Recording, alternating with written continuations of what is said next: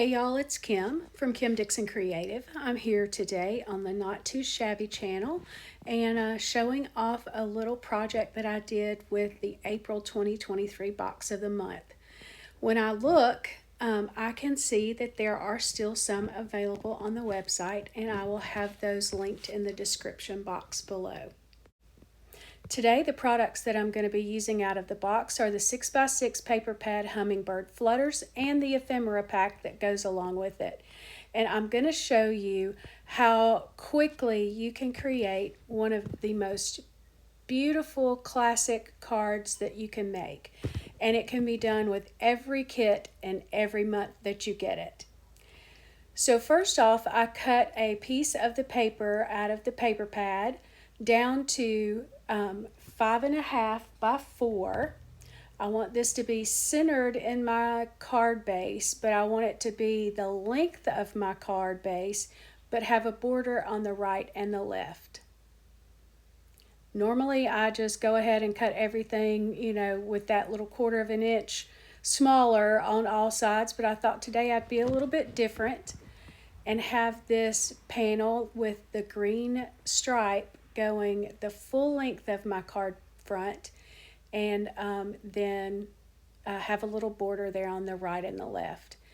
And I didn't cut my paper exact. Either my card base was a little different, or the paper, it's just a smidge longer than it should have been. So I'm going to take my long Tim Holtz shears and just shave that little piece off. And that's just me being picky, because you could have totally left it like it is and no one would have really known. And I cut a little oval out of the pink polka dot. This is a die set. I believe this is Gina K Designs, one of the master layouts. I believe it is. I keep some of these handy, and because I use them a lot, they're just classic shapes. So and I'm just using my little Tim Holtz pick and poking out the little pieces there of the scallops. I thought that really looked pretty. It reminded me of lace, and just really genteel, and soft and very feminine. And I'm going to end up deciding to put that oval down on the bottom right corner, and I'm going to glue that straight down. And you see I've already got a couple of pieces of the ephemera picked out and to use. So I'm going to glue that little oval right down there. Y'all, this particular kit is just beautiful.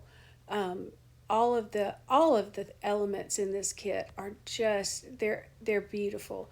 And then you have the cute little bees, and let's not even mention the dachshund that's in the other stamp set and paper pad. So I'm going to take the ephemera and just kind of play with it and figure out how I want it to go.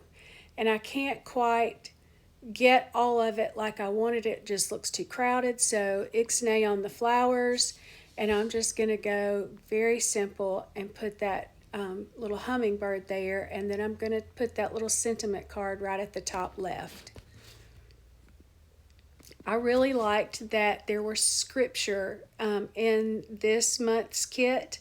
I do a lot of cards for people at church, at my church. And so it's nice to have some scripture added in there from time to time. There's not a lot of it, so if you're not one to use scripture, you're not going to be wasting your money. It's just a tiny bit. And as you see, I popped that hummingbird up with some foam tape. Now this foam tape I did get from the Not Too Shabby shop. It's the Express It foam tape. I've got it into the 2 sizes, and I will also link that in the description box below. And I popped up the sentiment and the hummingbird with the foam tape. So not to be outdone, I'm still going to use that little flower and those leaves. I'm going to put that on the inside of my card, down in the bottom left. Just going to glue that in just to bring a little bit of the outside in and a little interest. I'm not going to put any kind of sentiment on the inside of the card because I don't know how I might use it. I may use it for a birthday card or just a thinking of you card, a get well card. It could even be as a sympathy card. So I'm just going to leave it blank, and then when I decide who gets it, I will then know how to put a sentiment on the inside.